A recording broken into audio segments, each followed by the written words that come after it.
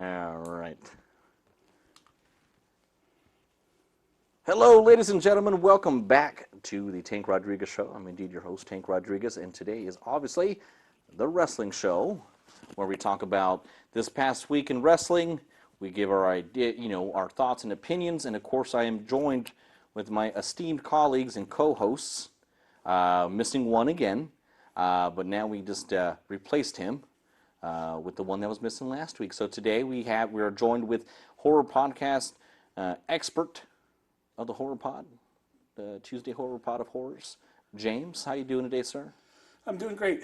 I'm happy to be here. I'm happy to talk about wrestling, and I'm probably going to get heated about it. Oh man, aren't we all? Already a heavy sigh there. Yeah, already. And then of course you heard him right now, ladies and gentlemen. We have Adam Danger back in the. Woo! Glad to be back, ladies and gentlemen. You were gone last week out with Xaos with an X. That is correct. We were hitting the road. We were in Berwyn. We hit up Boaz. We were in Ogdenville. And finally, we finished up our tour there in North Haverbrook. And that's in Missouri. As I understand it, yes, sir. It's in Missouri. Okay, not Missouri. Missouri. Yes. Gotcha. Yes. How did it turn out? How did Xaos do? Well, I'm sorry. And is it Xaos with an X, or can I address him as Xaos? Well, only his friends call him Xaos. I'm not obviously professionally. We like to call him Xaos with an X. We sold out every armory, every VFW. I heard every VFW hall. I heard you got the one in Missouri that had 60 instead of the 40 seats. Well, yes, it had been remodeled actually. It was yeah. It was one of those instead of the 6-foot ceilings, they got the right. 8-foot ceilings now. Right. No, it was very exciting. It was Xaos with an X is on fire. When you look him up, you're going to see some of the fastest, hardest hitting action that there is now in pro wrestling today. The best 5'5", $110 guy you'll see out there in the Indies. Exactly. So what I'm curious is what's in the old North Haverbrook? North Haverbrook. Haverbrook. What's the rat scene like? What's the rats? Oh well, plentiful. Plentiful, really? They have more sense than teeth out there. So we took some time off from hanging out in the truck stop parking lots to come and watch the wrestling. Well, some of the shows were in truck stop. Definitely. We did a couple of double shots, as it were. But look, he has this incredible wave of momentum just sweeping across the nation. You will see Xaos with an X on every YouTube channel, any kind of internet machine. He's going to take over. Friends of this podcast, you're hearing about the next big star right now, and you're welcome. I try to reach out to him all the time. He never responds. I'd love to have him on the show one day. His cell phone ran out of minutes, so that is something we are working on, I'll be honest with you. That's nice. So you're trying to contact him in 2004. Look, we're starting small. Okay. You start off small, then you get taller than the law. That's how it goes. Is he headlining CZW, or is he in the undercard? We've been in talks with CZW. Gotcha. They have a post office box that you can mail requests to.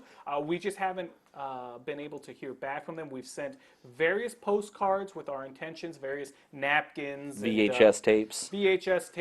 Oh, those little maps that they give you at restaurants where the kids could color on. We filled in a lot of his details and sent them to that PO box. Still waiting to hear back. So if you're listening, CZW, Xaos with an X is open for business. Gotcha.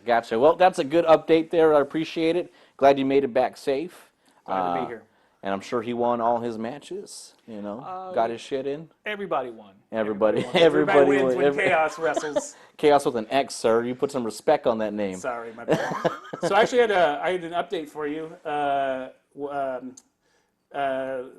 Another big shout out to my brother Mike, the mailman. Added me on Facebook, by the way. Yeah, he did. Shout out to Mike again. He's a fan of the podcast, but he was listening to the episode and immediately texted me. It was the Invader 3, and it was Manny Fernandez, the boy Manny Fernandez. The next day, I just felt so beat red in the face. I was like, How can I forget Manny Fernandez? I know. So it was Manny the Bull It was Fernandez. Manny the Bull Fernandez and Vader 3. Not Mr. Not Wrestling. Mr. Wrestling. Yeah, okay, So. yeah. So thank you So so big much shout for out, that. Big Yeah. shouts to Mike, the mailman. Thanks for the Yeah. Keeping us honest. yes. Yeah, and that was the guy that was spitting up all the blood. Yeah. Oh, it was amazing. Anyway, but He was yeah, a fan of the spot. Yeah. big shout out to Mike. Thanks, Mike. Great guy.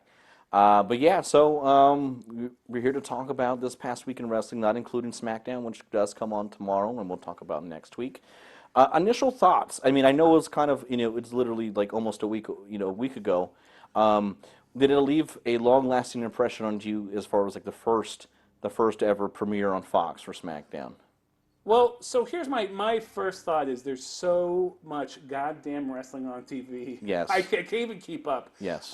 I'm actually blanking on 95% of the matches I saw. Me too. I can't. I don't think I can remember. Oh, I mean, SmackDown was huge. SmackDown, across the whole show, memorable moments. They made sure that they came out swinging. Yeah. On their Fox debut.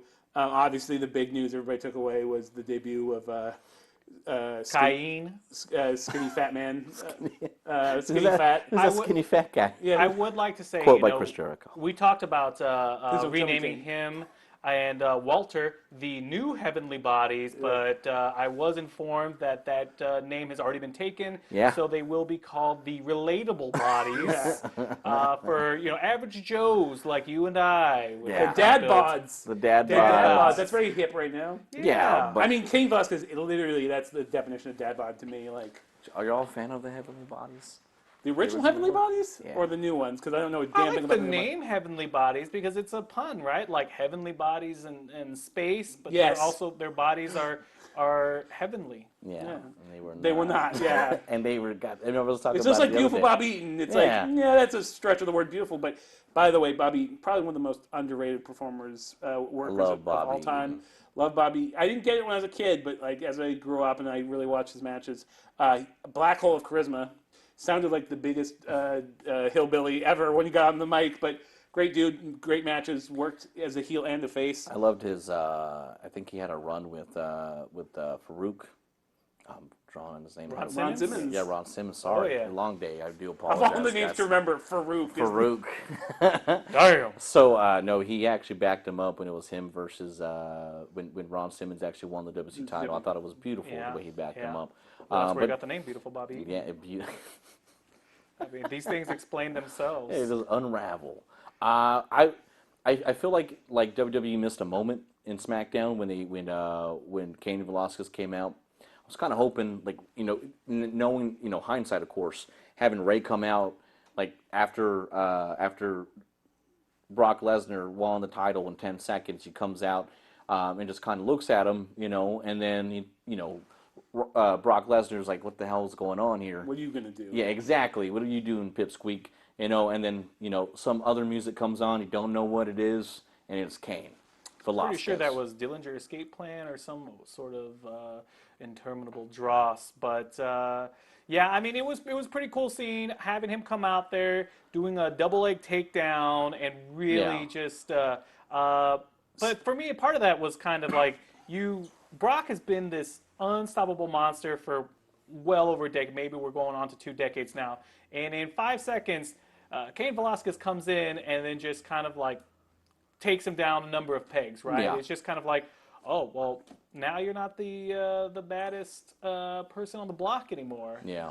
it's a So little- I just want to go on record as saying I did predict this. Now, I will also make a point of saying that one of the most annoying things is when dudes like to say I predicted Smark. this When you smark out. this outcome in this predetermined match. Well, that's like half of the But- Sam Roberts show. Shout out Sam Roberts. The last living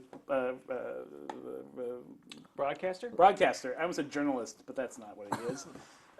He did go to But Missouri. yeah, I heard that argument that the You wouldn't know. yeah. I've been to Missouri. I'd heard that argument. I think we'd had it off podcast, but about him coming out with Ray instead of coming out on his own.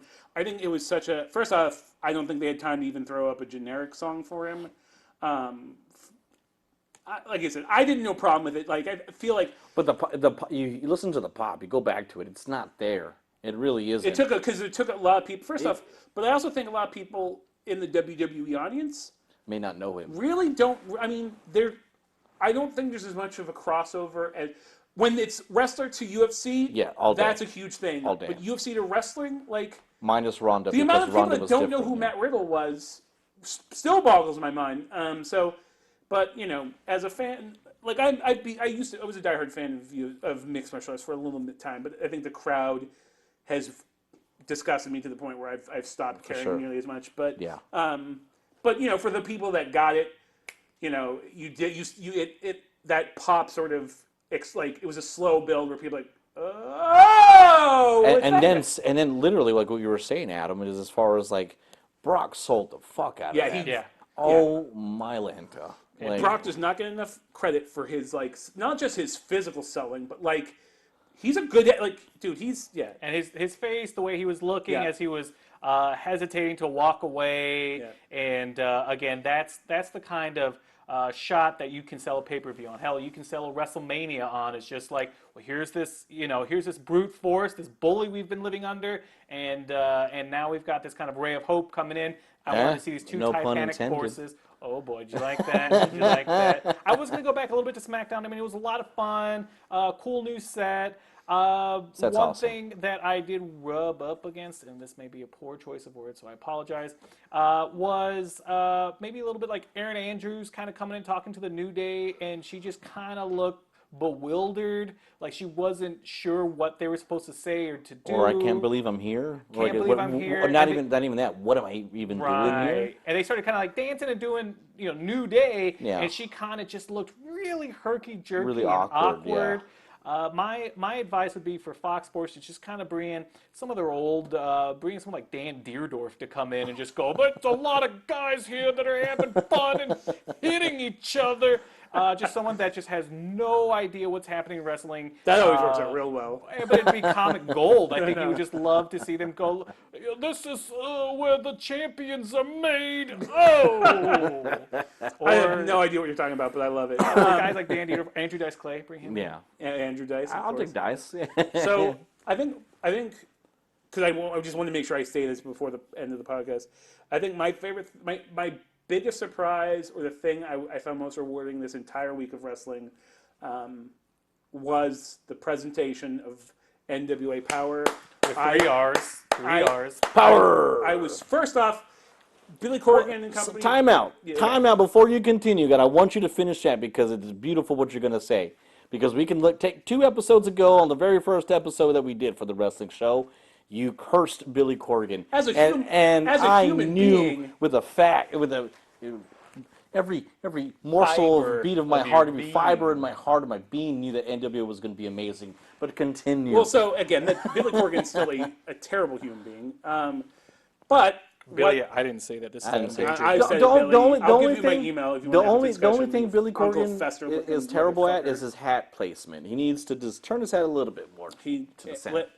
Anyways, first off, and I had this discussion where I was like, the only thing that NWA can do in my mind that's going to make them stand out is if they really honor the tradition of the NWA and keep it that same vibe. And that's not only did they do that, they did it next level. It literally felt like there hasn't been a stop in their production since 1988. Exactly. Same production, but like everything looked the same. It looked exactly the way I wanted it to. It felt old school. It felt like wrestling, which is like my biggest thing. It's like, this isn't sports entertainment, folks. These are big men having fights. They're talking tough. It's none of this. The gradual process to the main event, and I will get into. I don't want to really talk too much about it until we talk about our match of the weeks. Yeah. But the gradual process from curtain jerker, opening the match, mid card, and then until your main event, it had that actual build up to where it's like, yeah, that makes sense. You don't have Seth and Brock going at the fucking beginning of the the match. Granted, it's not a pay-per-view. I get it. I understand that. But you're not having your top tier guy, go on the first match just to hype things up. It's a build up to that. It's an actual build up like old school wrestling, how it used to be. It's like you were excited, like you're on the edge of your seat waiting for it. Granted, there's even no commercial. Oh, well, actually, there was commercials in there. We can That talk. The Austin best Idol. Oh. commercial ever. That commercial. I Jeez. did ask, did Dr. Steve Brule do that? Exactly. I mean, Yes. It almost, yeah, exactly. Austin Idol, if you're here listening to this, I will go to that school. I want to go to your school. But yeah, like I was going to say before, I was interrupted about Sorry. was rudely interrupted. this. As soon as I heard the first chord to Dawkins Into the Fire, I don't like that though. I don't. But go ahead. oh, I was, dude, shut up. I'm the biggest. I marked out so hard. Oh God, Dawkins, dude, does not get better. Quick family story. One time, one of my uncles, the best day he ever had was that his boss gave him a Dawkins CD. And he wouldn't stop talking about it for years. He's like, remember that Dawkins CD my boss gave me? I was like, yeah. Wow. Yeah, It is Uncle, the best- it is the best That day. was It's a pretty great cool. song. It's a wonderful song. It's just I think there needs to be something else for the intro. Nope. Wrong. You're wrong. If they ever change it, I'm gonna be heartbroken. Dude, don't ever change it, Billy. Billy, if you don't ever change that song, you've made me. I'm a fan.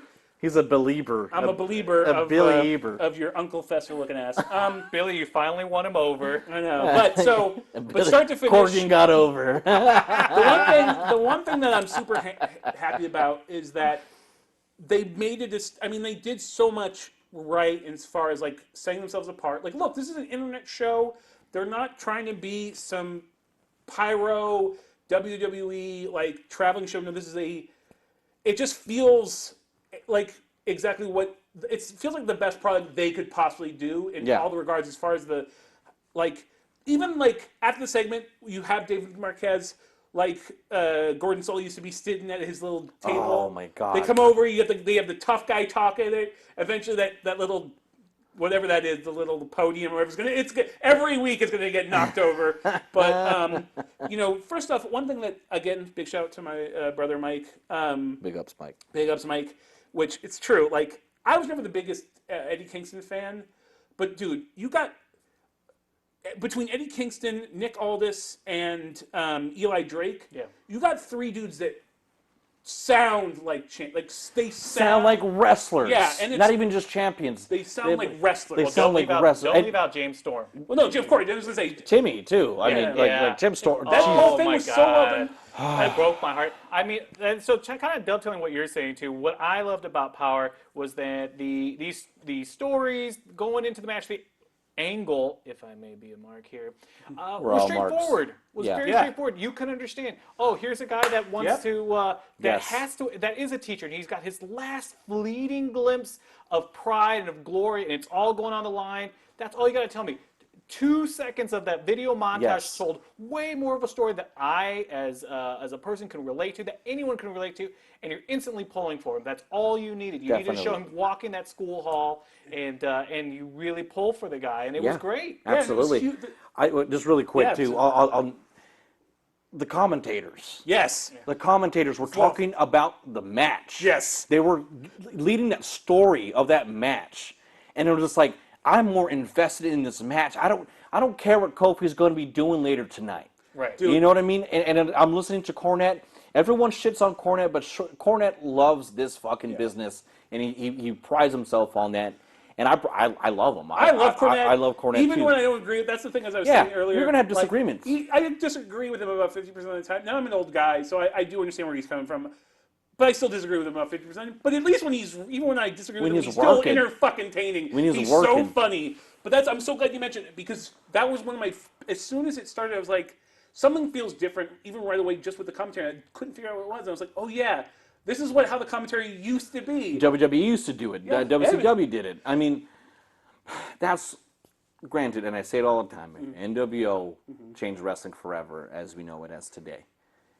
NWA brought the old school back. Well, that's it. So my biggest thing, which is everybody with AEW, everybody keeps talking about, oh, we need the alternative. Impact was never going to be the alternative. No. So far, I don't care. Like, to me, AEW so far is not the alternative. Nope. I'm hoping they find the rhythm, whatever you want to say. But what I loved about NWA was it was presented as real.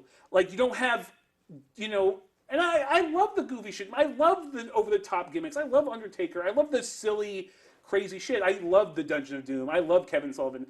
I love the Luchasaurus and Jungle Boy. Yeah. But this feels like its own thing. This feels like it feels more real. It feels more competitive, and it feels like again, the whole story with Tim Storm is so real that they sold it so perfectly. They did. And I think part of what you're saying too with Cornette, with NWA, they're carving out that niche. Yeah. This is professional wrestling, unabashed. We're not trying to be entertainment. We're not trying to be something else that's sideways wrestling. This is unabashedly wrestling. This is unabashed men and women going at each other. This is a competitive sport. That's what it is. And I feel like NXT's trying to do that too. Like this is where, no baloney, people hitting each other, Yeah.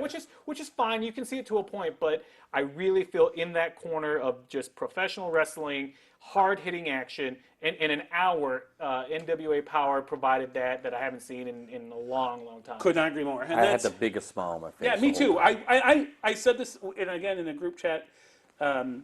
It's the first time in memory, in like the long time, where days later I was like, I need to rewatch that in its entirety. I did. I just Yes. pressed play. I didn't fast Yes. forward. I just wanted to rewatch the whole show. Yes. Yeah, it was just, I still say, like, I will say for my money, the best produced weekly show, and this was even when it was taped, the best produced weekly wrestling has been NXT, and it's been that way for the last few years. I think as they've gone live on USA, I think they're continuing to do that. I was just really happy with NWA because, again, and that's the thing, it's the competitive level. You're not, outside of maybe New Japan, you are not going to find the competitive quality you're going to. I don't care what anybody wants to say about AEW or the big stage SmackDown Raw. NXT is where the most quality in-ring action you're going to find, Right. at least stateside. Mm-hmm. But NWA presented itself as like, look, that's great, but so is this. And if you like that, maybe you're going to like this, which, again, I'm the old guy. The first wrestling I ever saw was NWA. I'm just happy I'm so fucking happy they just exist. Me too. I hope they continue what they do and they don't change a goddamn thing. Billy Corgan got it right. And because, I mean, my short stint in the independent circuit, NWA was everywhere, and NWA was shit. Yeah, shit. It was shit. I mean, you had like these little random nuggets of greatness, but then like we had like 3 NWA promotions here. You know what I mean? Or not in San Antonio. We had one. Texas. Yeah. No, but Texas had a lot more. And then when Billy Corgan bought it, he just said, no, scrap it out. Good. And so he did a great job of that. But I appreciate that. I mean, I just love listening to other people agree with it. What pisses me off a little bit that it only had like 200,000 views today. And I think about, but then I think about it in hindsight now, compared to NXT's 900,000, that was like world broadcast on a promoted Exactly. and it's like it was only like 700 short, 700,000 short of viewers. Do you hear that, listener? It's up to you to Yeah. get these numbers up. That is I encourage everybody to go check that out. Well, that's my thing is I feel like I have hopes. I like in the same way that AEW became AEW was because of grassroots. Mm-hmm. I feel like NWA was, it was almost inevitable where they were going to be the sleeper. Like nobody was really going to pay. Guys in their 20s, the younger wrestling fans who maybe don't know the history, they've come in with the Young Bucks and the popularity Sports entertainment. Yeah, but even that really when it was the war of the independents versus mainstream wrestling. Yeah. That's a lot of people got interested in that with like the Ricochet and Ospreay match from WrestleMania weekend a few years ago, and then when you started seeing it on like people even in my social media who aren't wrestling fans, I started seeing like people like sharing wrestling memes or wrestling videos like, wow, look how crazy. But there's a resurgence. So I'm going to make this very obscure reference here, but it's like you're saying that the Young Bucks and the people from New Japan, Bullet Club, they're like the new Lost City Ramblers. And NWA is more like Pete Seeger. Like he was in the beginning, kind of that original folk scene in the 30s and 40s. And then when you had that revival, the late 50s and 60s with, the Kingston Trio and things like that, that's what we're seeing. So for you listeners who are in their 70s, I hope you understood that. And in danger bringing the folk rock Not even rock. No, just a folk Just music. folk music. Yeah. The last thing I did appreciate too was the audience in NWA. Yes. Oh, dude. First off, Big shout out to the It's Still Real to Me guy. Yeah, I'm glad he's alive. he seriously was that Tony? Does Tony Schiavone look like with the beard? It looked Yeah. like him. Okay. I had to. It was 8 in the morning when But I was that's watching the it. Still Real to Me Yeah. guy. Oh Yeah. man, that's awesome. Yeah, he was great. I loved it. I agreed with everything that he said. Boot the bad guy. Yep. Cheered the good guy. Yep. And then when you had a face versus semi-face, it split in half. Yep. I loved it. And respectful. Yep. Also, big shout out to the guy in the big orange Clemson shirt that was sitting right in the Boo. middle. I mean, there's nothing I love more than just a Southern audience because. Well, that's the thing is like this. That's the one thing though. It felt like regional wrestling, which Yeah, I'm but- a fan of. That's fine. Like Loved it. some people like their chicken Jam-packed, fried, too. and some Yeah. people like it grilled. I Look, mean, as the Californian in this group, Yeah, the transplant. I was a West Coaster, but I grew up on Southern wrestling. Yeah. Again, the two biggest Georgia exposures Championship. was NWA, and then AWA was more Midwest. but Minnesota. But still had a Minnesota. lot of Southern guys But, it had, still there. but I was gonna say, Yeah. Dick Murdoch and all these like Southern guys. So I grew up with Southern wrestling. That weirdly feels like home to me. Yeah. I watched Dick Murdoch versus Bob Orton this morning in a rope. A cowbell match or the Yappa Pie. Not a Yappa Pie strap match. Pretty much a strap match, but like bull a rope? Texas The Texas bull bull rope. rope. Yeah. Texas bull rope match. Dick Murdoch. Slayed him. Slayed Bob Orton. Okay, we can mark out over NWA all day. But let's but we digress. Yes. Just Just glad we're all on the same page that we enjoyed NWA. I'm just saying this right now. I'm going on the record. I'm gonna be promoting the fuck out of that show. Me too. And that's I it. have to. If they 'cause keep- if that goes away, I'm gonna be crushed. Me too. And that's the thing is, they don't need, again, say it one more time. Don't change a fucking thing. Just keep adding to your roster. Yeah. I do have an idea based on adding to the roster. You can also book Chaos with an X to the That's next right. NWA show, Power with 3 R's. Thank you again for tuning in to our show. That's been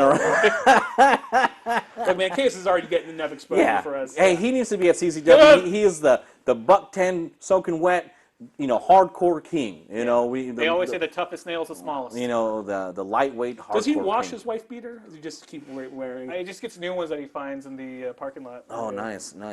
So we'll move on to. I guess we'll go on to AE. Oh no, we'll move on to Raw. Yeah. Because we already talked about. I mean, we did talk about Hell in a Cell. Yeah, exactly. I'm sorry, what? Exactly. But the one thing that I say they got right, man, they didn't bring up Seth and they didn't bring up the Fiend, that match. Look, man. That was brutal for the audience. I still like the story. They told. Yeah, me too. But I'm so sorry. I really mean it with compassion here. Fuck those audience guys, the audience members for booing that much. Yeah, no, I agree with you. 100%. It's like, so don't watch, and then they're still going to tune in the next day. yeah. So here, I had a couple of thoughts on this. Just, Go ahead, man. From the beginning.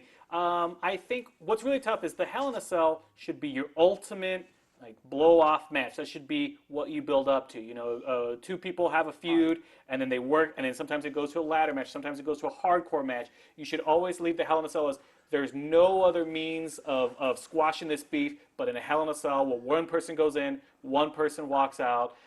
You can't start a program, if I may use insider jargon, with the Hell in a Cell. Where do you go from there? I could not agree more. It just happens on one match at the end, and then call it a day. Yeah. That's what you're saying, right? Right. And then I dig that. And then I think at the same time, too, everything's in a holding pattern until tomorrow. Let's remember, this is the draft. So this allows WWE to say, what's not working? Well, let's just switch up. We're going to put the big reset button here. And so now let's just say if Fiend and Seth isn't working, oh, surprise, surprise. One of them's going on SmackDown. One of them's going on Raw. We don't have to carry on. So everything right now, for any feud that's on Raw or SmackDown. You think they'll split the Fiend into one? Well, they have the ability to at least split. At least they don't have to keep up with Seth and the Fiend. Now, any kind of feud, angle, what have you, that's not working, we just put a big reset button and say we don't have to keep up with it. So it doesn't. What does it matter right now? What are the matches that happened before Friday matter if you can just simply wave a wand and it's over? And just no wild card. That was the stupidest thing ever.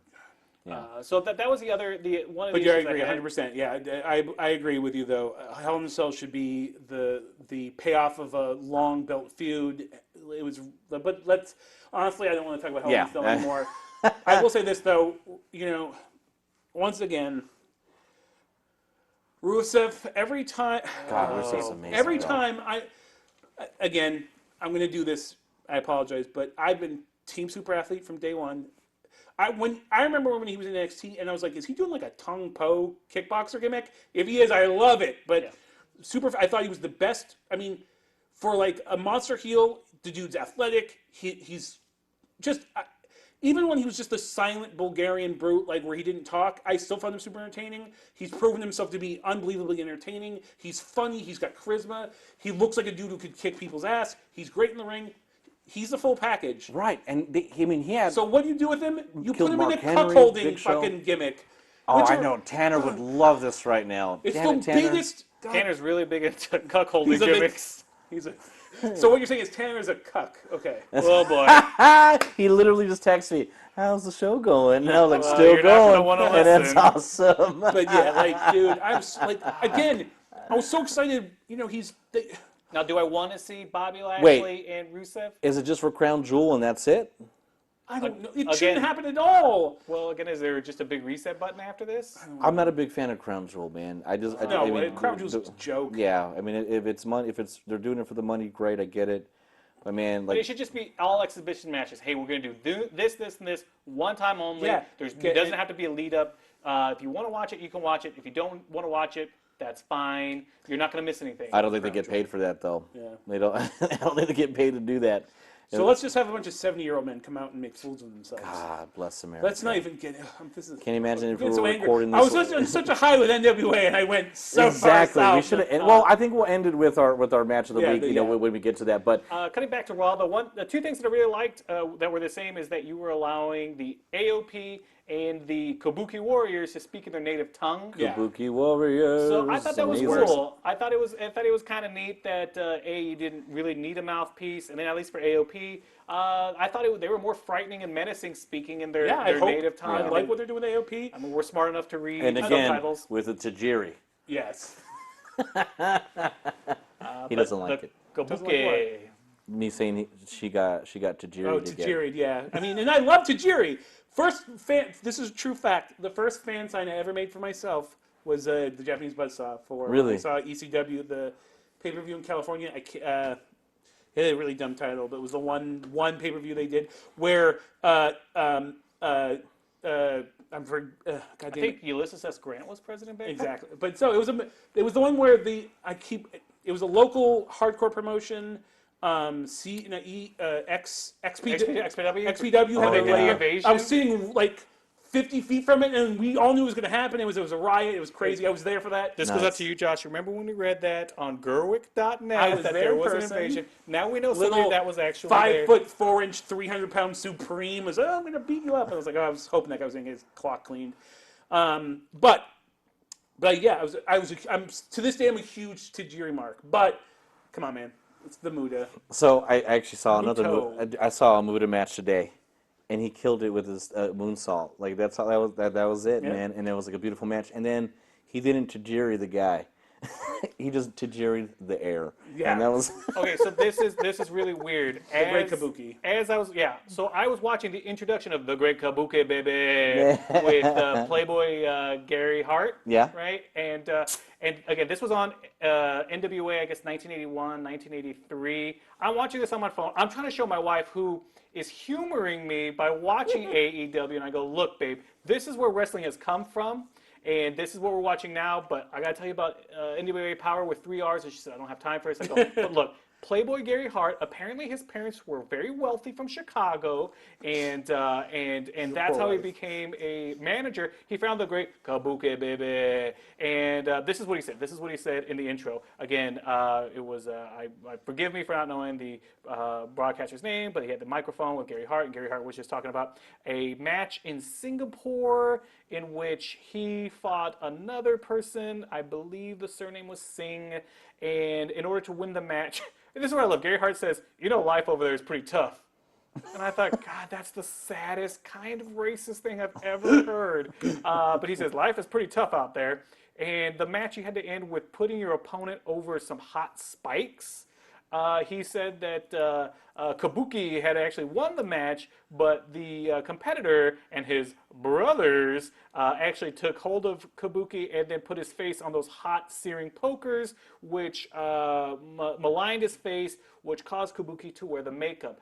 I love how the story took place in Singapore. I love how none of this can be verified in any stretch of the imagination. 81, 82, baby. All you had to do was just say he wears makeup and he shoots green mist, and then Kabuki managed. He comes out to the ring and he's got this huge shawl all over his face, almost like the mummy, and a gold-plated mask. He comes up here. His opponent was, they go, a Hawaiian or a Samoan wrestler, and I was like, okay, cool. And it was a good-looking guy. You could tell, like, classic face, handsome, good-looking body. Jobber though? I mean, they said it was his first match. So, okay. However, you get Kabuki come out here. They unfurl the mask. They take off the. They take off this gold-plated, weird. It just reminded me like Kingdom of Heaven kind of mask. Yeah. And then you see the face paint, and he shoots out the green mist. And the people in the crowd, the people in the audience were like, "Ooh!" Like there was a visceral reaction. That's going to be a sound clip. Ooh. But yeah, it's just so weird. If you guys are watching Muto or Muta, I was watching Kabuki. The thing is, I remember when I first saw Great Kabuki, I was like, oh, this guy's, first of all, he's an ugly human being with or without the makeup, but sorry, Kabuki. But like, you know, he's like 5'7", he had no physique. That dude today would be a heavy, I mean, that dude's practically Brian Cage if he was wrestling today. Well, you know what they call Kabuki during Halloween? The spooky Kabuki. God. There you go, ladies and gentlemen. Jesus. There you go. Thank you again for Remember listening. when Bobby the Brain, he used to call to use Satan's move, the flying burrito. Bobby the Brain. That was a long Let's, time let's ago. not talk about the peace. racist origins of wrestling. God. Anyway, so Anyway, we'll go let's get back. back on track. Go back to the Raw. Kabuki This Warriors. we just did 20 minutes of the Great Kabuki. Yeah, that's gold, baby. That's gold. Still more entertaining than what happened on Raw. Yeah, that's not wrong. I mean, the thing is, like, Tyson Fury, Braun Strowman. It's cool. It's cool. Yeah, Seen it. like I said, I don't have a problem if you're a 6'9" undefeated boxer. All right, that's fine. Like, at least you're not Drew Carey. I thought he could move around in the ring pretty well. I mean, I really liked that you had to bring all the boys. Everyone had to come out and separate them. Oh, see, yeah, I didn't even finish watching it. That's the thing I didn't see. Okay, yeah. so that was pretty good. It went on a little long because I think Braun gets out of the ring and, oh, it's over. But then you realize there's 5 minutes and then you left. found out EC3 is still employed. Yeah. And I love it, yeah. I love when they have to bring out all the boys from the back and like, whoa, EC3's still here, and Eric Young, I think I saw in there. I was like, wow, he's still getting a paycheck.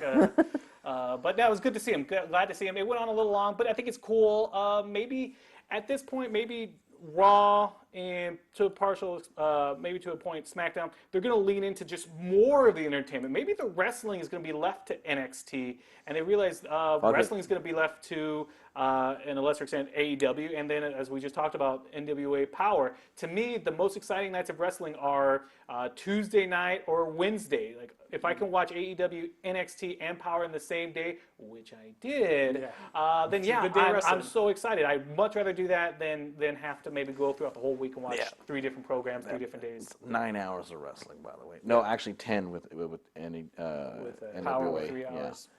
So yeah, we'll skip Raw. AEW, man. So I thought it was. I mean, it starts off with the Inner Circle. What are your thoughts on Inner Circle? I thought the promo that Jericho. I've heard a lot of people either love or hate how much insider, all the jabs that Jericho did. I found it entertaining. Look, it's 2019. If any audience is gonna be into that, it's the AEW audience. Yeah. Also, but it doesn't matter. Jericho's gold. He could fucking fart on microphone for 3 hours and it would be entertaining. I'd listen to it. And I mean, you got to remember, we just talked about AEW grassroots. It's made up of people that listen to wrestling podcasts, that watch shows, that watch Being the Elite. Like, we all have a certain level of understanding. Now, do we know the business inside out? Of course not. Do we book the territory? No. But we understand that he's playing to an audience, a certain audience that's tuning in, that's buying the merch, that's going on the Jericho Booze Cruise or whatever it's called. So if he all wants sold to, out, by the way. Yes. If he wants to use terms, and then when people start talking about we the people, and he shuts that down, I thought that was great. I thought it was brilliant the way he did and that. again, I don't have a problem with it. Like, a lot of old school wrestling fans found it too fucking smirky. But look, wait, how did you talk to old school wrestling fans in 2019 over the internet? Well, as I'm saying, that's all my. That's me, man. Yeah, that's my whole social media. It's either 20-year-old kids that love AEW or dudes my age who just cry about everything. That's me, man. Yeah. So life is great. Well, it's actually, yeah, so it's either 20-year-olds complaining about everything or 40-year-olds complaining about everything. But I'm 30. now, let me just say, Inner Circle, Life is a flat circle. I mean, it's great. It's funny. I was thinking about it. This is the first faction Jericho's ever been in. He's never been in a faction before. He wasn't in the flock. Nope. Nope. No. He wasn't in He's the never been in a faction. Radicals. And no, I mean, it's cool that it's about if anyone's going to lead a faction, it should be Chris Jericho in 2018. Now, to me, it's the most unthreatening faction of all time. Like, I don't know. They got those guys from LAX, right? Were those guys in LAX? I was assuming they were. yeah. I mean, I know that's the a little. second version of LAX. Yeah. Who, I'm sorry, I don't. I mean, God They're bless them. cool. They're When- all right. When's Conan coming out on Oh my God. on AEW? But Where's Old Homicide? it was a cool faction. I got tinges of like Raven. When Raven had the flock, he came out, he had the belt, and then if you were going to go through to try to get the U.S. Heavyweight Championship, you had to fight the flock, and you have. So I know, but it looks like a ring full of people I can kick their ass. I don't want to like. I don't know. Jake Hager's pretty tough. That's what I was saying. With the exception of Jake Hagar the Horrible. How Oh, did Jericho boy. pronounce it? It's not Hager from Final Fight. Exactly. That's. Did you know that Jake Hagar is the son of Sammy Hagar? Yeah, it's true. Can Drive 55. No, is it? No. Oh my God! Got me.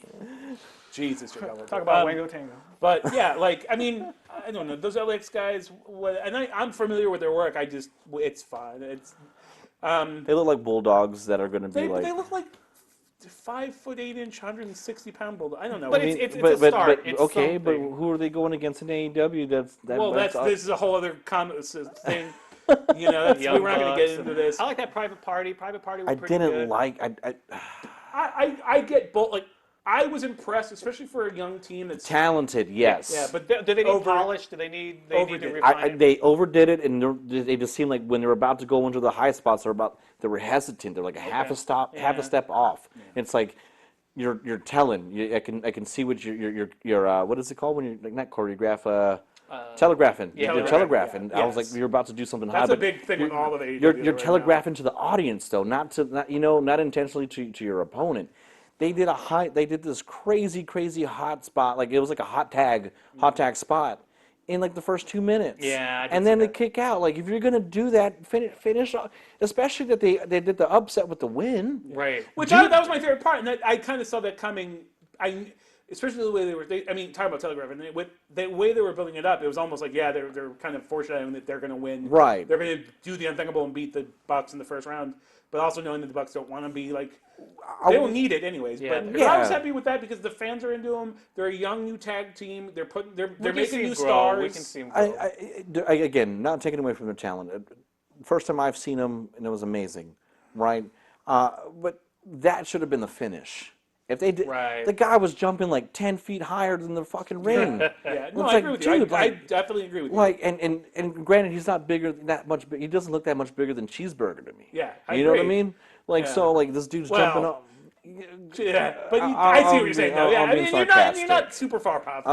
I'm just being sarcastic, but I but would you're love. not really that far off. But. I would have just loved to. It really turned me off, and I really actually turned to NXT after that, which we'll get into next. But yeah, really talented. I was turned off. I don't know what else to say on that one. I mean, if we're not talking about them anymore, I really did like the two skinny guys that were fighting each other for the right to face Chris Jericho. There was so I'm gonna come back to this. Like, I'm not gonna touch on that. look, That's a man, 10-minute rant for me.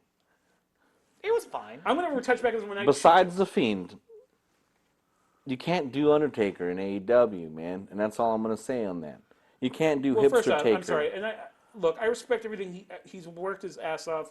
Sure. I respect that this guy has made his name, but Jimmy Havoc to me is the. There you go. He doesn't look like a wrestler. He doesn't look like a fighter. He looks a little like Hot Topic in 1999, like or a DJ that does goth nights. yeah. at the And bar. but I mean, his whole. I also like hardcore Shout out wrestling. Old School Atomics. Yeah. Hardcore wrestling in 2019 is just sad. But dude, just go away. I mean, I respect good. I'm happy he's made a career for himself. It's nothing personal, but every time I see him on the screen, I just get mad. It's just he doesn't look like. Just look, man. If all you can do is fall on spiked boards, like get off my TV. You sound like when Ric Flair would call Mankind or Mick Foley the stuntman. Yeah, but the thing is, like, Mick Foley, I mean, He was like 275. 6'3", this 270, but he also has charisma. Jimmy Havoc can put as much like goth accoutrement on, and he still doesn't have any real personality. But okay, so you heard that. You had a positive positive vibe on it. I did like that. Again, it was kind of simple storytelling. The winner of this match goes on to face Chris Jericho next week. Right. The best part of that match was Pac's Commentary? Pac's commentary. Yeah, it was good.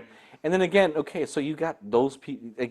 What pissed me, it was like two guys. Those two guys are going to go up against Jericho and expected to, have a that formidable. goes back to like the talent, the depth of the roster. It's like Which is what I've been saying. there's only like the same 10 people that you just have to keep doing kind of different. One thing I did like though to rearranging. actually talk about the Pac thing was that his whole point was like, why are these two fucking idiots going to get a shot at the title and I haven't? I'm undefeated.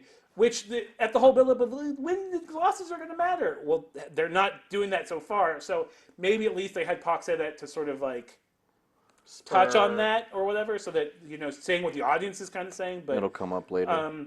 I thought running through the whole card for just because I feel like I thought that match was okay. I thought the women's match, the Britt Baker and the tag team was. No, okay. Like I don't even have really anything. It was good. Yeah, it was fine. Yeah. It was what it was. I thought it was better than the other. Because we also didn't. We're not talking about AEW Dark, but I'm actually going to get back to that later at the end of the podcast. But it was fine. The 4-way tag. I mean, I'm a huge best friends mark. Like I've been. I think Chuck Taylor is the most entertaining person currently working in professional wrestling. I'll always be a super fan, and I love Trent too. Yeah. But it was the right team got the win. Lucha Brothers are probably like the most talented tag team they have outside of the Bucks. But I thought it was an overall an interesting match. It was really, really well told. Yeah, it was really well told. Those guys on the ring were professional. Thought that was fine.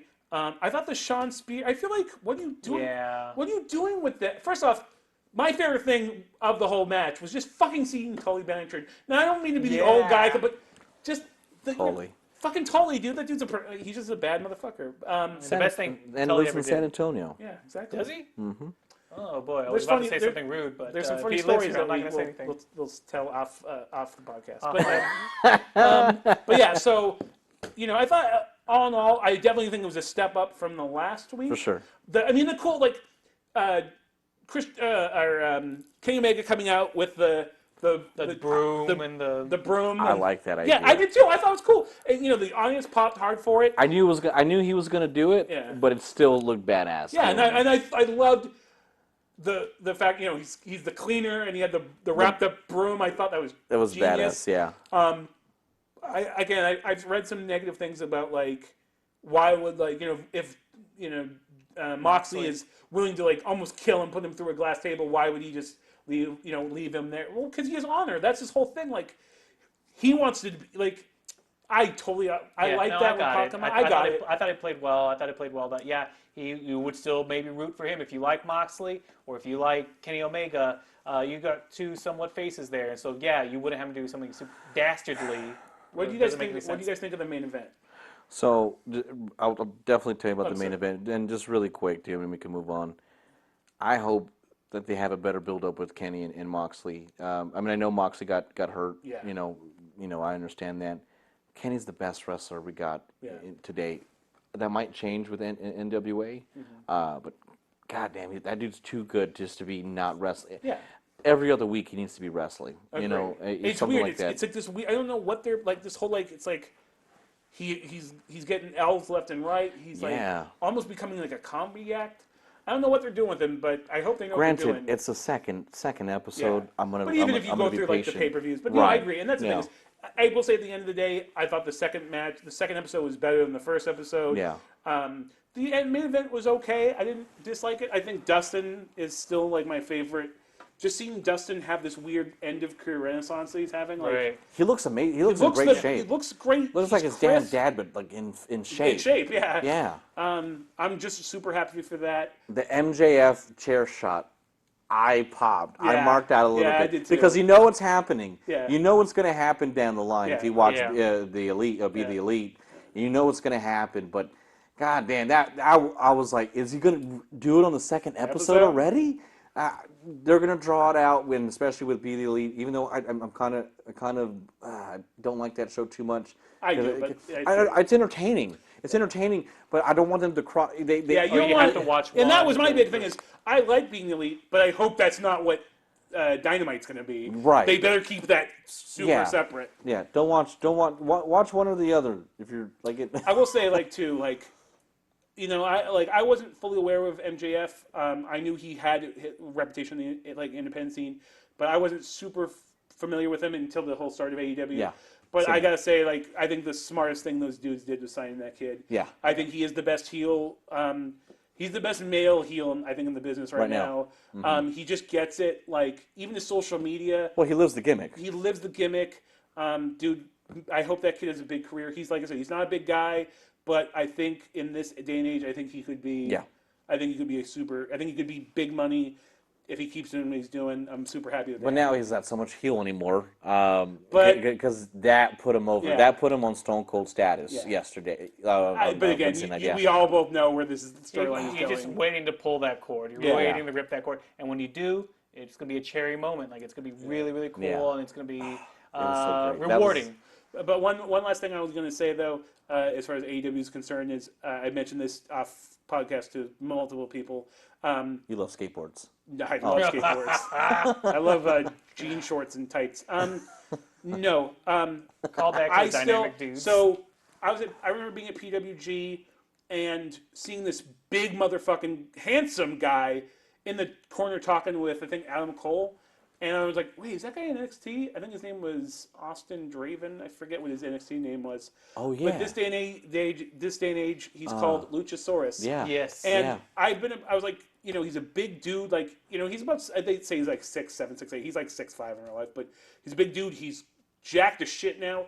But dude, I'm so happy that dude's gotten so over because only in wrestling, you can never tell what's going to get over sometimes, but this 6'5" dinosaur man, but he's just, knowing that dude was 5 seconds from walking away from wrestling forever because he didn't think he'd ever make a career out of it. And dude, he's super over. He's more over than Jungle Boy and He is, but they make a good trio. Yeah, absolutely. The Yeah. Express or Luchasaurus. Yeah, the Jurassic Yeah. Express. And But I'm just happy for him. I hope he's just. and we have Lucha Underground to thank for that name. Absolutely. Yeah, it wasn't going to be a thing, Yeah. and then that happened. So. And in fact, when when he left, when that all kind of imploded, he went back to the Indies. He's like, I don't know what to do, and everybody was like, well, just keep doing that. He's like, are you sure? yeah. He's like, yeah, just do the dinosaur thing. Who Yeah, cares? and he kept it. And it works. But anyways, at AEW, that's AEW. NXT now. Let's talk about yeah, NXT. I didn't want to talk. Yeah, there wasn't too much in AEW that was like, oh shit. Yeah, exactly. The MJF thing and the Inner Circle. Kenny, Yeah, those are the highlights with the beginning and end. solid on that. Yeah, no, I Okay, think cool. pretty fair. Cool. NXT. Didn't watch all of it because I was trying to focus and I was giving AEW a fair shot. And granted, I don't even watch NXT a lot, but holy shit, I'm gonna start watching. You got to now. get on it, man. I That's started. been- It's been something that I've been putting off for a long time. I know everyone marks out about it, and I think that's why I was Their being roster I'm being a right now. pretentious hipster. But Yeah. I don't watch NXT. Well, you know. I go through fits of watching it, and then I stop for a couple months maybe. But I think the beauty of that, because I'll watch one or two episodes. I'm like, I don't know who anybody is, but I'm It's watching the good best- wrestling. yeah. It is the best roster. Yeah. First off, you have I was going to say the best female heel. I'm going to say the best heel period with Shayna Baszler. Oh, yeah. They've booked her perfectly. She is first of all, she's believable. She's a legitimate ass kicker. But she is picked up on pro wrestling so quickly. Yeah. You've got, I'm a huge Bianca Belair fan. I think Yeah. she's a gift. I think she's the single best homegrown talent they've ever produced. I'm including Batista, anybody. She is just pure. Athletically, nobody can compete with her.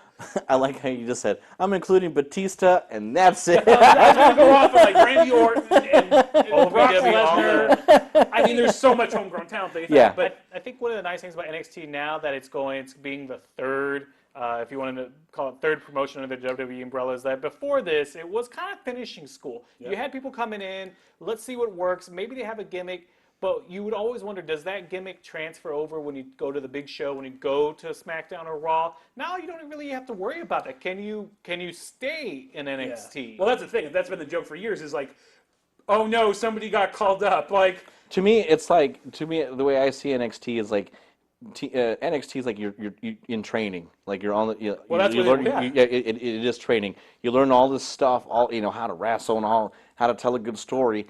Then you get called, then you finish training and you go out on the floor to work your real job, and everything you learned in training goes out the fucking window. Yeah, That's a great analogy. And so that's how it fucking is, and you see the way I perceived it yesterday is like these guys can outwork these guys in the main roster. See, it's all day.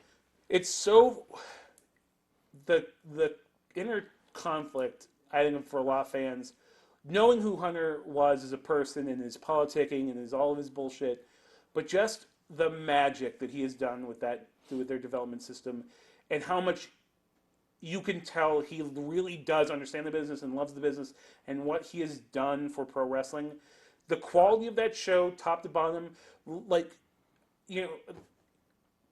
I mean, they've had their ups and downs, but consistently, they've just been consistent, high quality from the start. It's NWA with a higher budget. Yeah, and again, but they still do things right, like don't light up the crowd. Like I don't want to see the crowd. I need to have my attention focused on the people in the ring. And spoiler alert, my favorite match was probably Drew Gulak and Lio Rush to kick things off. That he made the best decision, not signing that contract to be with Homeboy. That's still. right. Yeah. Oh my God. Yeah, and again, like when he was like the mouthpiece for. Did you see his face when he won? Yeah. Like that was authentic. Yeah. 100%. He's like. He goes, I did it. I did it right. I did it, yeah. But who would have said a year ago that we'd be talking about Drew Gulak and Lio Rush? Dude, the Gulaks are amazing. Yeah. One of the best wrestlers but, ever. Yeah. like, on WWE TV, carrying a sign, kind of doing hokey stuff, like not using just being in 205 Live. Well, Gulak is actually a CZW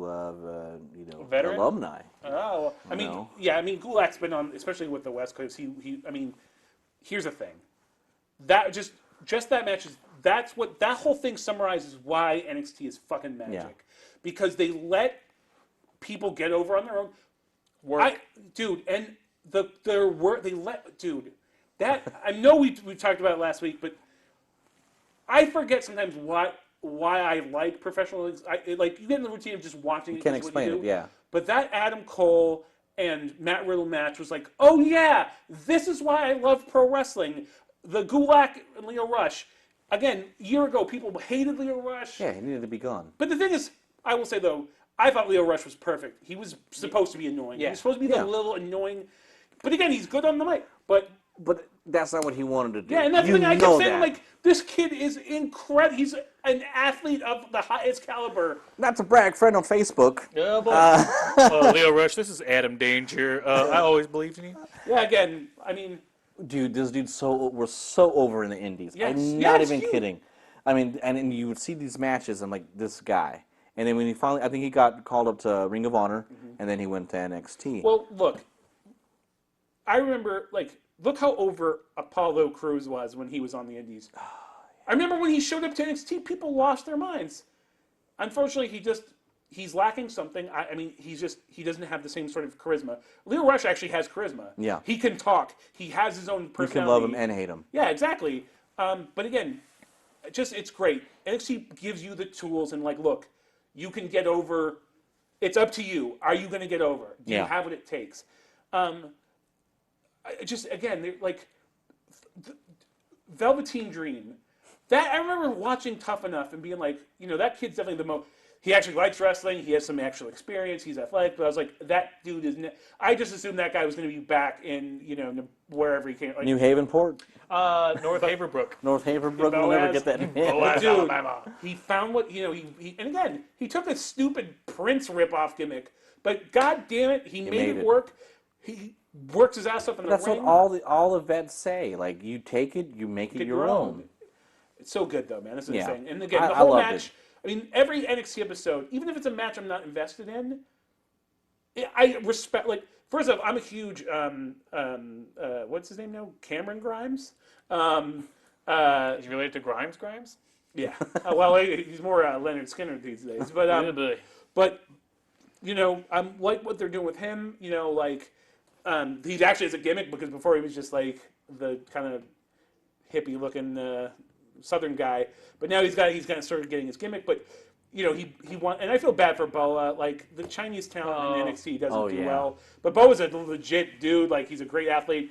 Got beaten in 10 seconds, but even that match, I loved everything. I mean, it was fast paced. It told a story. Even the Cameron guys played off of Killian Dane really well. Yeah. The guy he jumped up and grabbed his hat, and there's a lot of cool little things in that I really liked. But start to finish, beginning to end, I'm just even if every episode or every match isn't a home run or an A+, their level of consistency beats everybody else doing it outside of maybe. I think too, one of the things that goes in their favor is just having their takeovers once a quarter. Yep. So if you're going to build up to something, you allow the talent to tell the story. Yeah. It comes back and forth, and again, you keep the stories pretty simple, pretty straightforward. So it's enjoyable. So then when you do have that payoff, it means something. Ciampa and Gargano, that really meant something because you saw the build up. You saw the breakup of the tag team. Even if you were a fan of the tag team before, it was such a great build-up. It mattered. And we're still living with the reverberations, a year and a half later, 2 years later? I mean, that's when you get, as a fan, you're rewarded for watching, you're rewarded for caring. And that's what you have to do. You gotta have patience in that. And then I never even saw this guy, Jackson Reich. Jax Riker, yeah. Riker? He was God. Against Roddy, or who was it? No, he was backing up another tag team. Dude, when he came out, But two dudes. Yeah, exactly. He had one guy over his shoulder and then dragging. Was that the Forgotten Sons? Yeah. Forgotten dude. First of all, I couldn't find that match again. I don't know if they edited it out or what, but I taped it. yeah. So, but yeah, no. Your VCR? Your To my DVR and Untainted. Hulu.com. Which will be bleeped out. Thanks. What's that? All right. Anyway, Yeah, doesn't matter. blank.com. And that doesn't matter. Break.com. Exactly. It's on Sling TV. YouTube TV. So, but here's what I'm Anyway. saying though. I don't care. Ciampa, that's a dude that has worked magic. He just reminds me of your top tier talent at Ring of Honor. Dude, did you see that segment, that backstage segment? That was amazing. That was the best thing on all week. That was What did he say? I amazing. have no idea. No idea. Just slap Dude, the he's taste out of his mouth. I saw him wrestle live years ago, and he was in good shape then. I meant that as a compliment, by the way. Okay. Top tier talent at Ring. Okay. I love Ring of Honor. Okay, I know a lot of good. people hate it.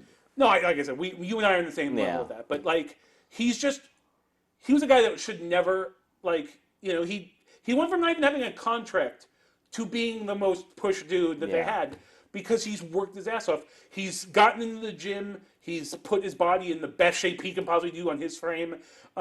He has his whole Blackheart gimmick. He works it. Yeah. Dude, that line, Daddy's home. Yeah.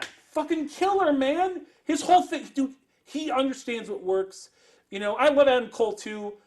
He's probably, for years he was probably the best dude on the indies. Once guys like I almost called him Kevin Steen again. Sorry. Once all the Mark. sorry. I just anyways. Boy. Kill, Steen, kill. The Steam comes out every now and then, and Danielson will come out for me too. Yeah. So don't worry. It's still real to me, damn it. It's still real to me. But yeah, so once all those guys got up, Adam Cole was the last guy. He was the Elvis Presley of the indie scene. Once all those guys got called up, so I'm happy for him too. But again, I wouldn't know. 2 years ago, if you said I was going to be a huge Ciampa mark, I've been fucking shut up. I mean, like I said, I remember Psycho Killer. I mean, but dude, he's impressed me because again, he was given an opportunity and he fucking ran for it. Yeah. So good for him. And all in all, I loved all the wrestling that I saw. I liked and loved all the wrestling that I saw this past week. True. Which we're living in a gilded age for wrestling. yeah, I mean, and so we're doing first world problems on wrestling. Absolutely. The fact that AEW exists, I love it. Yeah. Is it my absolute favorite? No, but I still will watch it because it's wrestling. My outlook on AEW is this: I'm not going to be sycophantic about it. If it sucks, I'm going to say it sucks. But at the end of the day, I'm rooting for them. I want them to succeed. Always. I want there to be legitimate competition. Like, Yeah.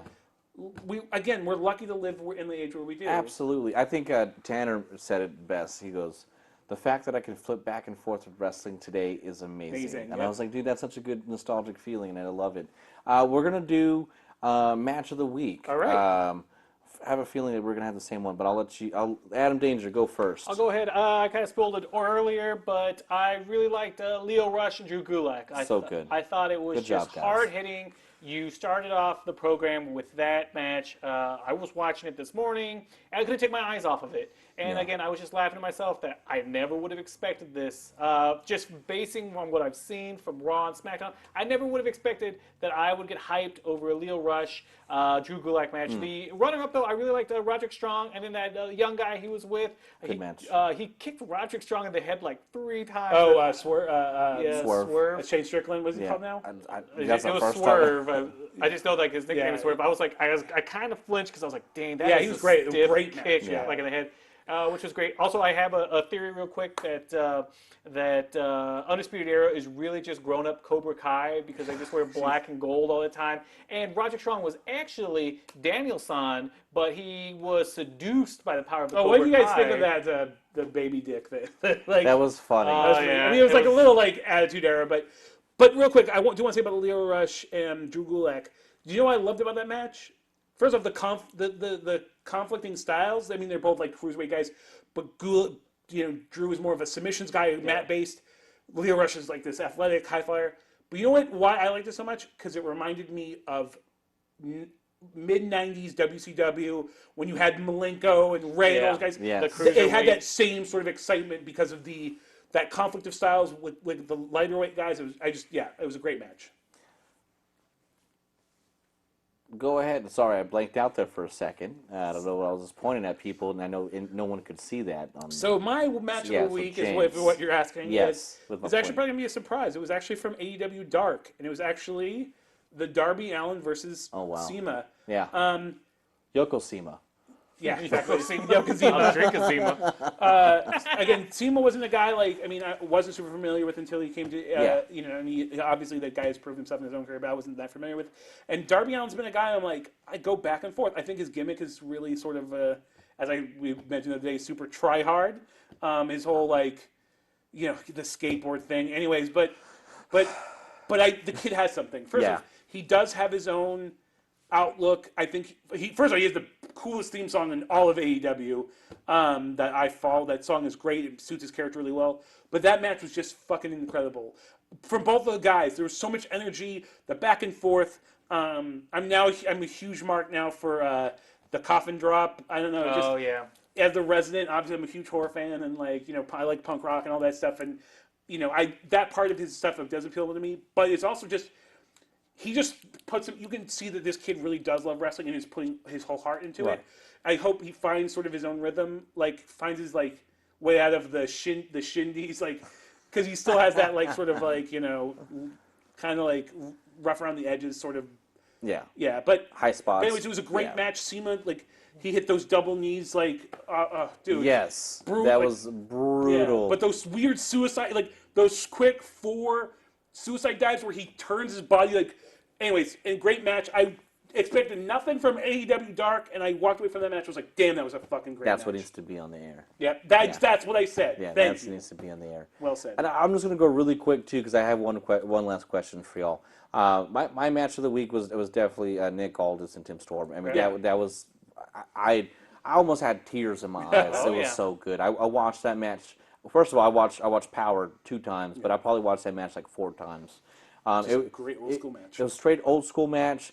Granted, it was semi-face versus face, and then with Tim Storm with the low blow, and still losing to that. I mean, that last act of desperation was amazing.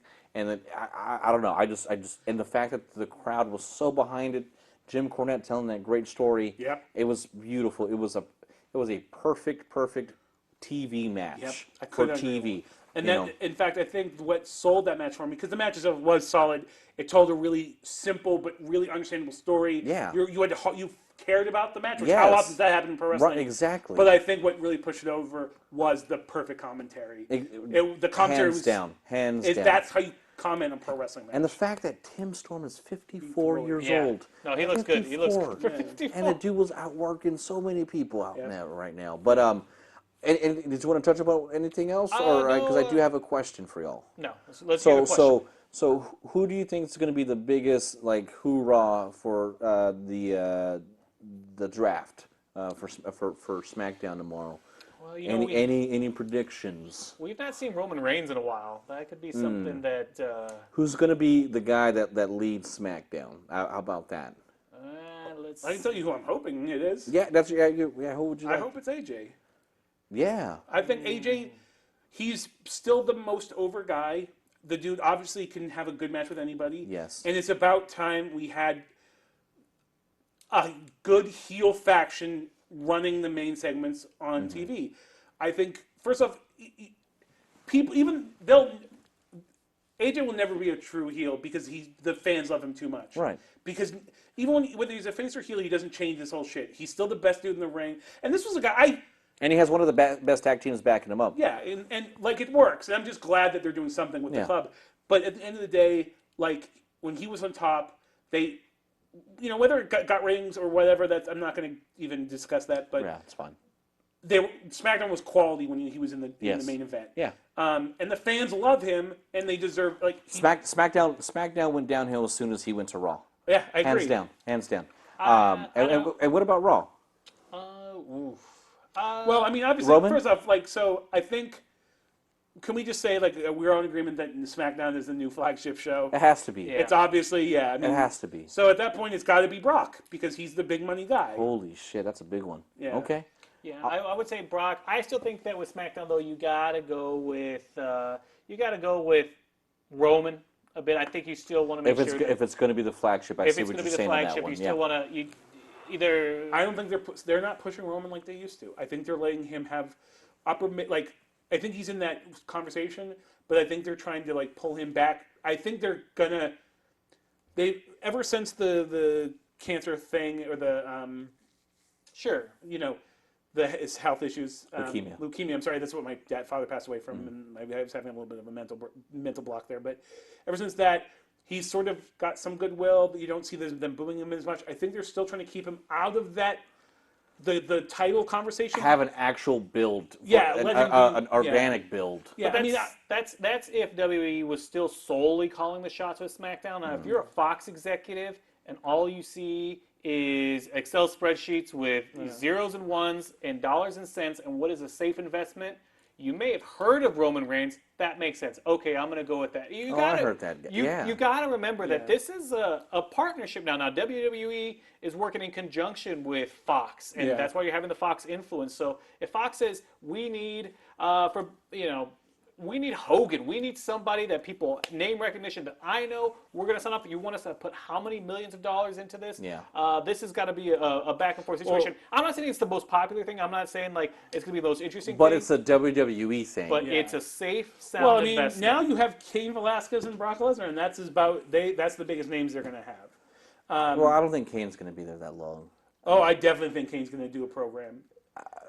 The same amount that Brock. I honestly believe that. No, he's going to do a program, yeah, but he's not going to be tenured. We're not going to be talking about Kane 3 years down the line. Well, again, I mean, the future's showing us weirder things, but Yeah. So I think Becky Lynch though is staying on SmackDown. she can't. Why? Oh, because she's Raw Women's Tag Yeah. Team. Well, Raw champion. Raw Women's Champion. Yeah. Well, I mean, you could still do the switch, and then we have to have one. But last she's their match. most over. Yeah, well, Charlotte's going to be for that one. I think you got to keep Charlotte and Becky. We got to keep them apart. You got to keep. That's your Seth and Fiend theory right there, man. Why break one of them down when you got two top tier talent on that? Well, that's what I'm saying. But I'm saying they could. I don't know. They can figure that out. What I'm saying is, they're. Becky does make sense on SmackDown because though. she's their number. I mean, like I said, if you're in agreement that SmackDown is going to be their flagship show, she's their most over wrestler. Period. Yeah. I agree. Can we just ponder that for a minute? How great that is that a women. It really is. is. Over. Just it's what a great change. I was a little salty for WrestleMania, only because granted, Because you're a misogynist. It's fine. I'm not. No, I felt like someone else I had to be besides Tanner for a Ronda. second. Besides Ronda could have been in there. Someone.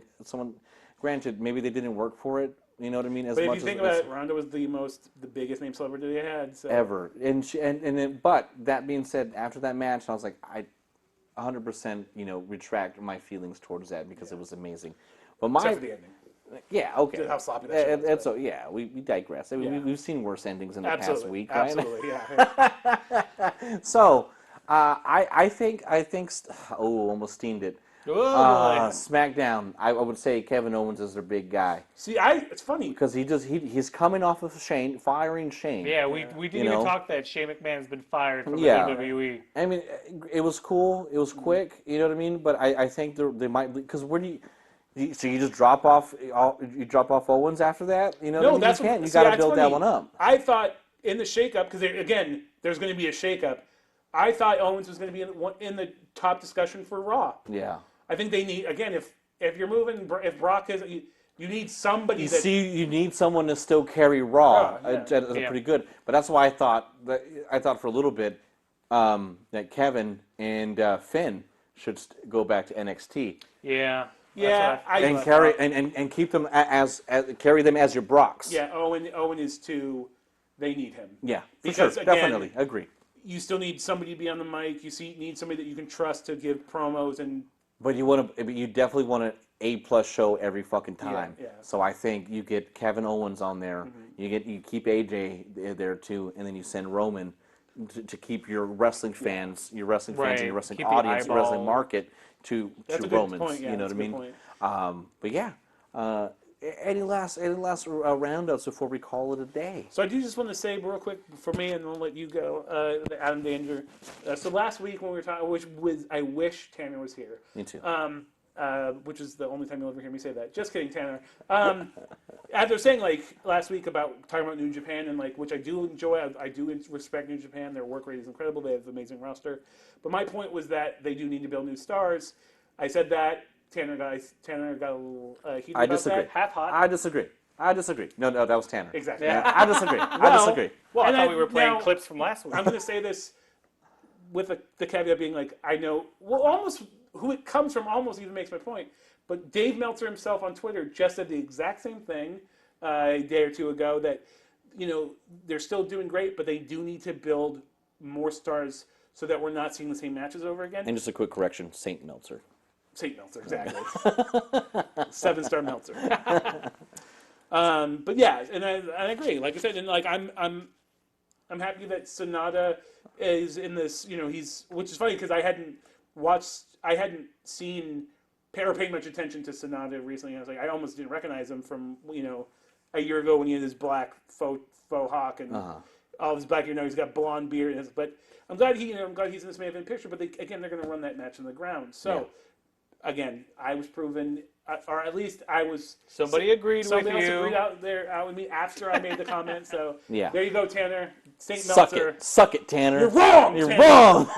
wrong. Ladies and gentlemen, I just want to once again let you know that Adam Danger is the manager with Xaos with an X. We are looking for bookings here, so if you want to go to my Alta Vista webpage here. I thought you had a GeoCities. I would say GeoCities. Oh no, that actually went under. And, didn't I know can't that. find my password onto my Hotmail account. Your Juno account. Cool dude 69 420 at. If we could just, if I could just get an interview with them, so I could post on my blog spot, That'd be really awesome. great. Yeah. Well, again, Xaos with an X is looking for bookings. You can find them on MySpace. You can find them on MySpace. Friendster. Napster, all the stirs. All the So stirs. once again, ladies and gentlemen, thank you so much for inviting me into your homes, into your cars, into your headphones. It's been a pleasure. This is Babyface Adam Danger signing off. We look forward to Xaos with an X coming on their show soon. Who doesn't? You just let him know he's available. invited. We have the money. We're able to do that. You have so all $50? We can pay him in light tubes. we can pay him live tubes.